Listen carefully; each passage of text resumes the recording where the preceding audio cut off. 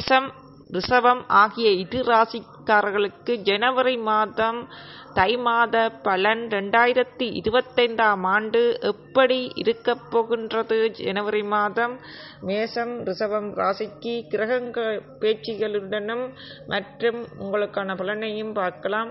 ஜனவரி மாதம் மேசராசிக்காரர்களுக்கு முதலில் பார்க்கலாம்.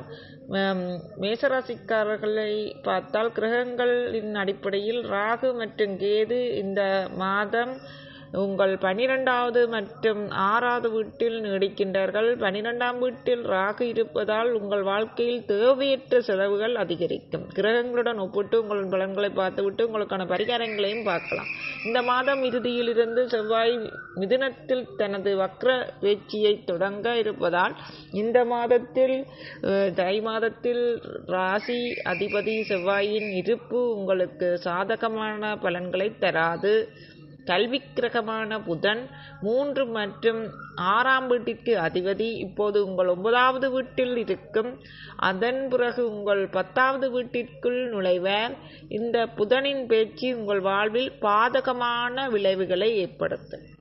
நன்மை தரும் கிரகமான கருதப்படும் குரு இந்த மாதம் தை மாதம் உங்கள் 2வது வீட்டில் நல்ல நிலையில் இருப்பார் மற்றும் உங்கள் தொழில் ரீதியாக உங்களுக்கு அதிர்ஷ்டத்தை தருவார். குரு மட்டும் உங்களுக்கு சாதகமான கிரகமாக இருக்க போகின்றது. குரு உங்களுக்கு சாதகமாக இருக்கும். அது மட்டுமல்லாமல் உங்கள் ஜாதகத்தில் திசையும் நன்றாக இருந்தால் உங்களுக்கு 7.5 சனி இப்போது நடைபெற்று கொண்டிருக்கின்றது. 7.5 சனி செலவுஸ்தானமாக இருக்கின்றது. அதே நேரம் உங்களுக்கு குருவினால் வருமானம் இருந்தாலும் வரவு இருந்தாலும் குரு பேச்சு நடைபெற வரைக்கும் குருவினால் வருமானம் ஏற்படும். ஆனாலும் உங்களுக்கு செலவுஸ்தானம் ஏற்படும். ஆனால் உங்களுக்கு செலவுஸ்தானம் ஏற்பட வழி இருக்கின்றது. அதாவது உங்கள் ஜாதகத்தில் திசை நன்றாக இருந்து ஜாதகத்தில் சனி இருக்குமிடமும் சனியுடன் இருக்கும் கிரகமும் நன்றாக இருந்தால் அல்லது சனி தனித்திருந்தாலும் சனியின் வீட்டதிபதி நன்றாக இருந்து ஆட்சி உச்சம் பெற்று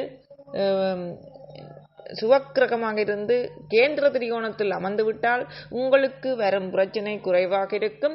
அதே நேரம் திசை நன்றாக இருந்தால் உங்களுக்கு நல்ல பலன்கள் நடைபெறும். மற்றும் உங்களுக்கான பரிகாரங்களையும் அதாவது 7.5 சனி பேச்சுக்கான பரிகாரத்தையும் செய்து வாருங்கள். உங்களுக்கு நற்பலன்கள் ஏற்படும். அது மட்டும் இல்லாமல் நாங்கள் பார்க்கலாம் உங்களுக்கான தை மாத பலனை தொடர்ந்து பார்க்கலாம். ஆகவே உங்களுக்கு புதன் சாதகமாக இல்லை என்றால் கல்வி கிரகமான புதன் சாதகமாக இல்லை என்றால் மாணவர்கள் கல்வியில் ஊக்கம் எடுத்து படிக்க வேண்டும். கல்வியில் தடைகள் ஏற்படும். அது மட்டுமில்லாமல் அதன் பிறகு உங்கள் 10வது வீட்டிற்குள் நுழைவார். இந்த புத பகவான் பேச்சு உங்களின் வாழ்வில் பாதகமான விளைவுகளை ஏற்படுத்துவார். ஆகவே மாணவ செல்வங்கள் மேசராசியில் இருக்கும் மாணவ செல்வங்கள் கவனமாக பார்த்து கொள்ளவும் புதன் பாதகமான நிலையில் இருப்பதனால். நன்மை தரும் கிரகமான கருதப்படும் குரு இந்த மாதம் உங்கள் 2வது வீட்டில் நல்ல நிலையில் இருப்பார் மற்றும் உங்கள் தொழில் ரீதியாக உங்களுக்கு தொடர்ந்து இந்த வீடியோவை பார்க்கறதுக்கு முன்னர் இதுவரைக்கும் வசிரஜி அஸ்ட்ராலஜி யூடியூப் சேனல் இது. இந்த யூடியூப் சேனல் இந்த வீடியோவை இருக்க சப்ஸ்கிரைப் பட்டன் சோப்புக்கல்ல சில பேருக்கு தெரியாத ஒரு சேனல். வீடியோக்குள்ள இருக்க சப்ஸ்கிரைப் பட்டனை கிளிக் பண்ணார்கள். சப்ஸ்கிரைப் பட்டனை கிளிக் பண்ணி பக்கத்தில் இருக்கிற வெள்ளைக்கெல்லாம் ஓல் பட்டனை கிளிக் பண்ணி லைக் பண்ணுங்கள், கமெண்ட் பண்ணுங்கள், பகிருங்கள், தொடர்ந்து பாருங்கள். கமெண்ட் மூலம் ஒரு கேள்வி மட்டும் ஜாதகம் சம்பந்தமாக எழுதி கேட்கலாம். தெளிவான கேள்விக்கு பதிலளிக்கும். உங்களோட டேட் ஆஃப் பர்த் எல்லாம் ஒழுங்கான முறையில் போட்டு ஏதாவது ஒரு திருமணம் தடையோ இல்லாட்டி குழந்தை பாக்கியமோ இல்லாட்டி தொழிலோ இல்லாட்டி பணம் பிரச்சனையோ ஏதாவது ஒரு கேள்வி கேட்கலாம். மற்றபடி முழுமையாக வடிவாக கேட்கணுமெண்டா முன்கூட்டியே காசு கட்டி வாட்ஸ்அப்பில் மெசேஜ் எழுதி கேளுங்கள். மற்றபடி நான் இலவசமாக யூடியூப் சேனல்ல கமெண்ட் மூலம் மட்டும்தான் சொல்றேன். சரியா? ஃபேஸ்புக்லேயோ இல்லாட்டி ஃபோன் நம்பர்லையோ வாட்ஸ்அப்லையோ சொல்கிறேன். நான் ஃபோன் எடுக்க மாட்டேன். எனக்கு நேரம் இல்லை. வாட்ஸ்அப்பில் மெசேஜ் எழுதி கேளுங்கள். இல்லாட்டி இந்த யூடியூபில் கமெண்ட் எழுதுங்கள். நான் எனக்கு நேரம் இருக்கும்போது உங்களுக்கு பதில் போடுவேன். எப்படியும் 1 கிழமை 2 கிழமைக்கு பதில் கிடைக்கும். சரி, மற்றும் வேறு ஏதாவது சம்பந்தமாக ஜாதகத்தில் இருக்கும் கிரகங்கள் பிரச்சனைகள் உங்களுக்கான பரிகாரம் அறிந்து கொள்கிற விருப்பம் என்றாலும் எழுதி கேட்கலாம். மற்றும் ஜாதகம் சம்பந்த கிரக பேச்சுகள் புத்தாண்டு பலன்கள் மாதராசி பலன்கள் அது மட்டுமல்ல ஜாதகத்தில் இருக்கும் நன்மை தீமை தோஷங்கள் எல்லாம் உங்கள் ஜாதகத்தில் எடுத்து வைத்துக்கொண்டு என்னுடைய வீடியோக்களை பார்க்கலாம். பிளேலிஸ்ட்டில் கிரியேட் பண்ணி விட்டுக்கிறேன். இல்லாட்டி பிளேலிஸ்ட்டில் பார்க்க தெரியாதாக்கள் வசிரஜி அஸ்ட்ராலஜி யூடியூபில் சேர்ச்சி வரல அடிச்சுட்டு கமெண்ட் பண்ணிட்டு சொட்டு டவுளி விட்டுட்டு எது சம்பந்தமாக உங்கள் ஜாதகத்தில் ஜாதகத்தில் என்ன தோஷம் இருக்கின்ற ராகு எது தோஷமோ என்ன தோஷம் என்றாலும் சரி, செவ்வாய் தோஷமோ என்ன தோஷம் இருந்தா என்ன வேறு நாளும் யோகங்கள் இருக்கின்றதா என்று அறிந்து கொள்ள விரும்புகிறால் யோகம் என்று அடிச்சிங்கன்னாலே அது சம்பந்தமான வீடியோ வரும். என்ற சேனலோட பேரையும் சேர்த்தடிச்சுதான் எந்த சேனலில் இருக்கிறது வரும். சரி, தொடர்ந்து பார்க்கலாம். பகிருங்கள், மற்றவர்களும் பயன்பெறட்டும். தொடர்ந்து பாருங்கள். புத்தாண்டு பலனும் போட்டிருக்கிறேன் பாருங்கள். இது 2025ஆம் ஆண்டு தை மாதம் ஜனவரி மாத பலன் தொடர்ந்து பார்க்கலாம். மேசம் மற்றும் ரிஷப ராசிக்காரர்களுக்கு பார்த்துட்டு பலனுக்கான பரிகாரத்தையும் பார்க்கலாம்.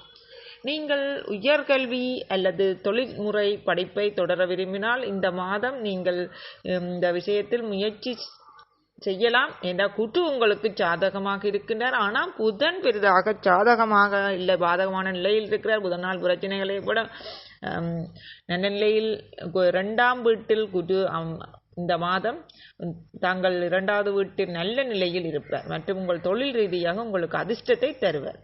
சரியோ?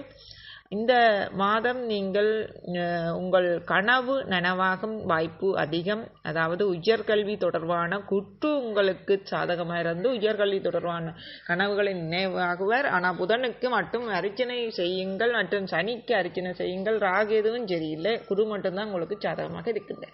இந்த மாதம் 12ஆம் வீட்டில் ராகுவின் நிலை உங்கள் குடும்பத்தில் சில குழப்பங்கள் உருவாக்கலாம் மற்றும் 6ஆம் வீட்டில் கேது உங்கள் குடும்ப உறுப்பினர்களுடைய ஈகோ தொடர்பான பிரச்சனைகள், மோதல்கள், சண்டை சச்சரவுகள், மனக்கசப்புகளை ஏற்படுத்தலாம்.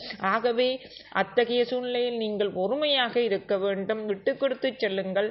இந்த மாதம் காதல் விஷயத்தில் நல்ல பலன்களை பெறுவதற்கான வாய்ப்புகள் அதிகம்.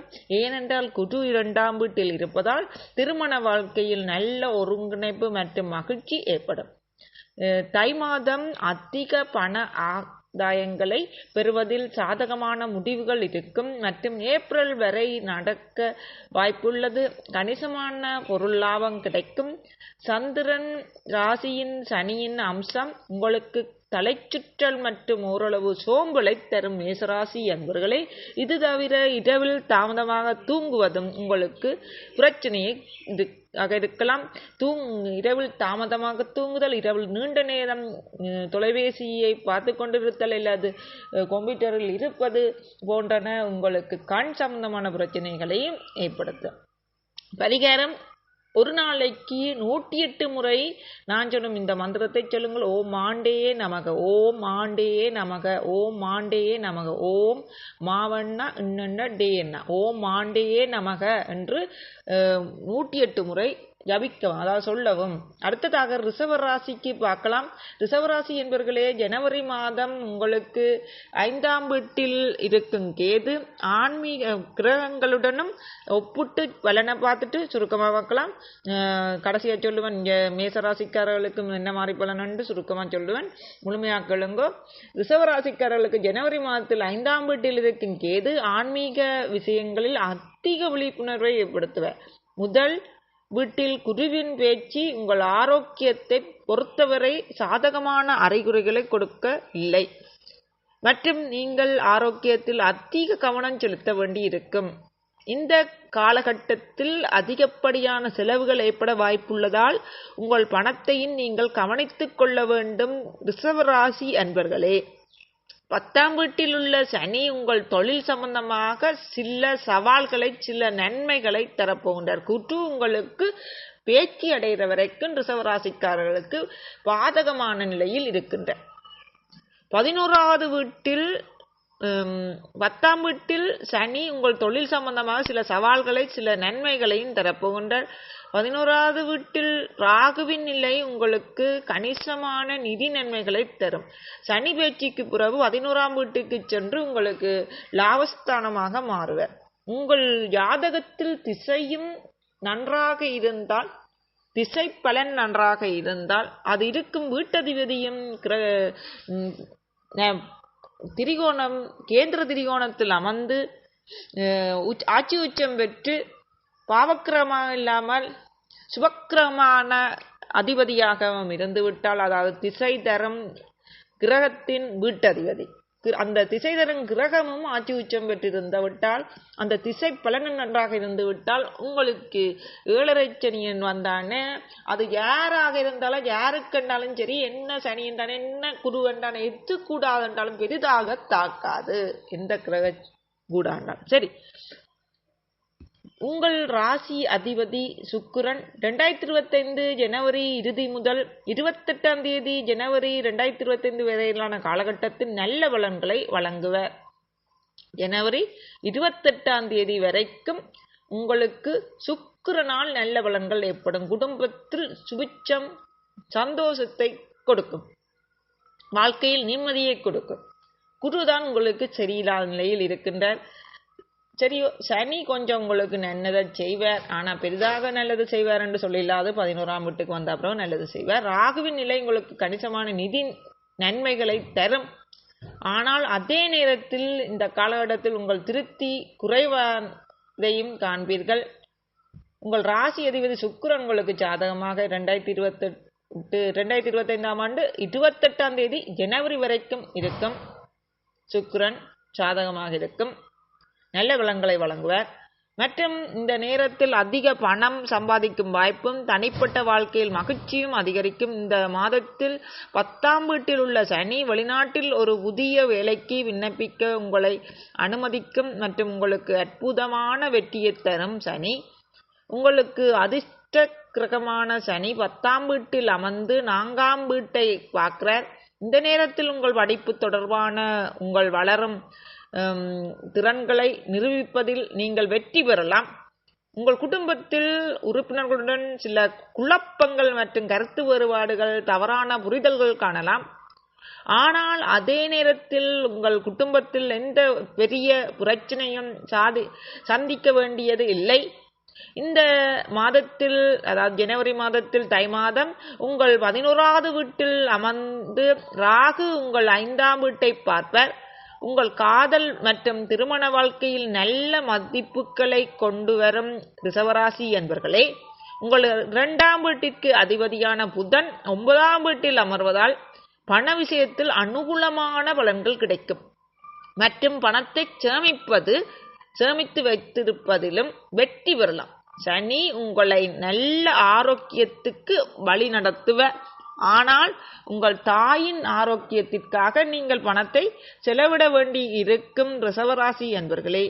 இருப்பினும் இக்காலகட்டத்தில் உங்கள் வாழ்க்கையில் பெரிய உடல்நல பிரச்சனைகள் எதுவும் ஏற்படாது. ரிஷபராசி என்பர்களே, உங்களுக்கான பரிகாரம் ஓம் ப்ரீம் பிருகஸ்பதியை நமக என்ற மந்திரத்தை உச்சரிக்கவும் 108 முறை ஓம் ப்ரீம் பிருகஸ்பதியை நமக என்று கடைசி உங்களால் முடிந்த அளவுக்கு 18 தரமோ 27 தரமோ உச்சரிக்கலாம். ஓம் ப்ரீம் பிருகஸ்பதியை நமக என்று. மேசராசி என்பவர்களுக்கும் ரிஷபராசி என்பவர்களுக்கும் பார்க்க போனால், மேசராசி என்பவர்களுக்கு குற்று மட்டுமே நல்ல நிலையில் இருக்கின்றது. ரிஷபராசி என்பவர்களுக்கு குற்று நல்ல நிலையில் இல்லை. மற்ற சகல கிரகங்களில் நல்ல நிலையில் இருக்கின்றது. மேசராசி என்பவர்களுக்கு குற்று சாதகமாக இருக்கின்றது. மற்ற கிரகங்களெல்லாம் பெரிதாக நன்மைகளை செய்ய மாட்டார். உங்கள் திசைப்பலன் நன்றாக இருந்தால் நல்லது. உங்களுக்கு ஏற்ற இறக்கமான பலன்களாகவும் பெரிதாக உங்களுக்கு நன்மையான பலன்களை நீங்கள் எதிர்பார்க்க முடியாவிட்டாலும் குற்று உங்களுக்கு பல நன்மைகளை செய்வார், பணவரவை ஏற்படுத்துவார் மற்றும் உங்களுக்கு 50% நன்மைகளை குரு பெற்று தருவார். ஏற்ற இறக்கமான பலன்களை நீங்கள் அனுபவிப்பீர்கள். ஏனெனில் குரு நன்மையாக இருந்தால் மற்ற கிரகங்களால் உங்களுக்கு ஏற்ற இறக்கமான பலன்களாக போகின்றது. ஆனால் ரிஷபராசிக்காரர்களுக்கு குற்று சாதகமாக இல்லை. குரு பகவானுக்கும் அர்ச்சனை செய்யுங்கள். மேசராசிக்காரர்கள் குருவை தவிர்த்த மற்ற கிரகங்களுக்கான அர்ச்சனைகளை செய்தாக வேண்டும். பூக்களாதும் கொண்டு வையுங்கள், நற்பலன்களை எதிர்பார்க்கலாம். அடுத்த 2 ராசிக்கும் அடுத்த வீடியோ